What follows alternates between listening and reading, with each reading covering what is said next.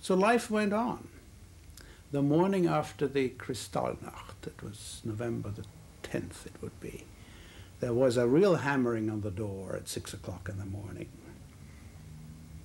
And there was a man and an SS man, big guy, came in and again asked us to identify ourselves and said, "We have come to take over the business and we will buy the business from you.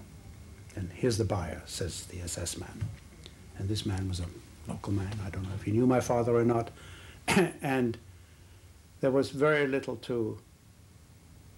we had an inkling of what was going on then because it had been going on all night, although we personally were not in any way affected directly. They had come to take over the business and they had a paper already and they were buying the business for a joke. It was a joke, I mean, you know, but it was a legal document. This, if I came to your house and say, "Barbara, I think I'm gonna buy your house. I'll give you $100 for it, and you better sell it." And this is exactly how it happened. And they took over the money. I mean, they asked for the working capital, and we said, "We have no working capital," and they accepted that. And they wanted the keys, and that was it. That was the end of my working life. And that was, and the man simply went away, and that was the end of it. It was a very brief period of terror, psychological terror, but that's all.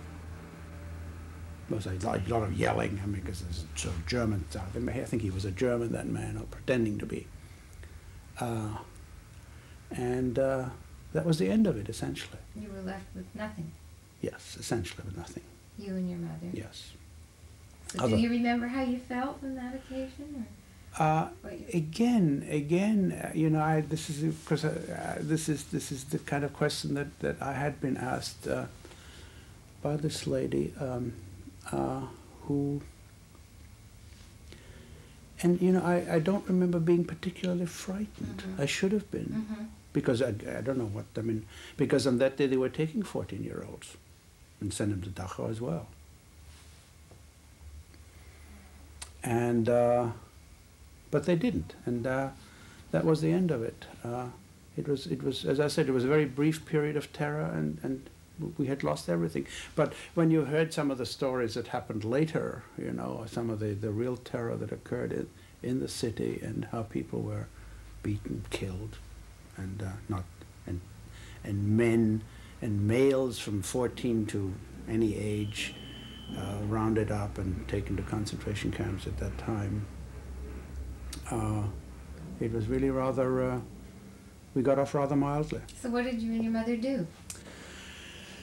Well, we by that time we had a lot of relatives who lived in what we call the provinces outside of Vienna. I mean, they lived in Salzburg and in Linz, and they were very prosperous, middle class, well-educated people.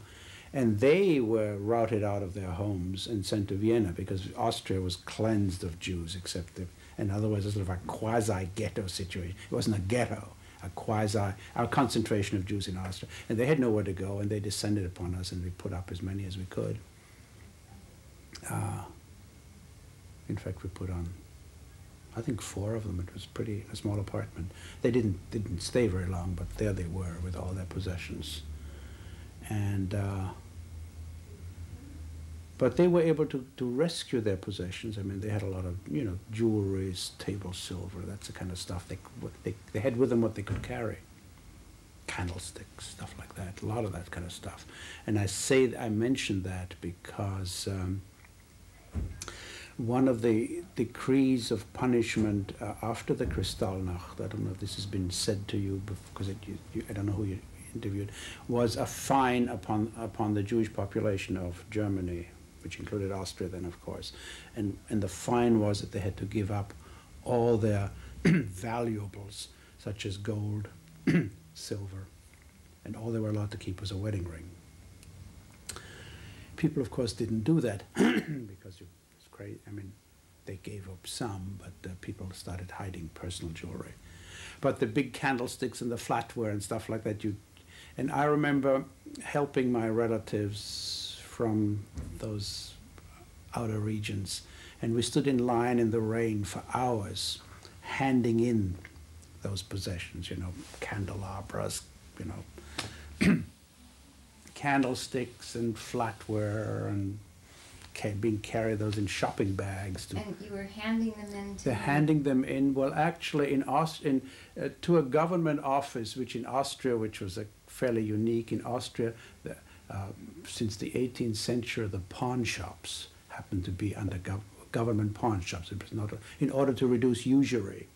There was a government pawn shop where you could pawn anything, to this day, incidentally.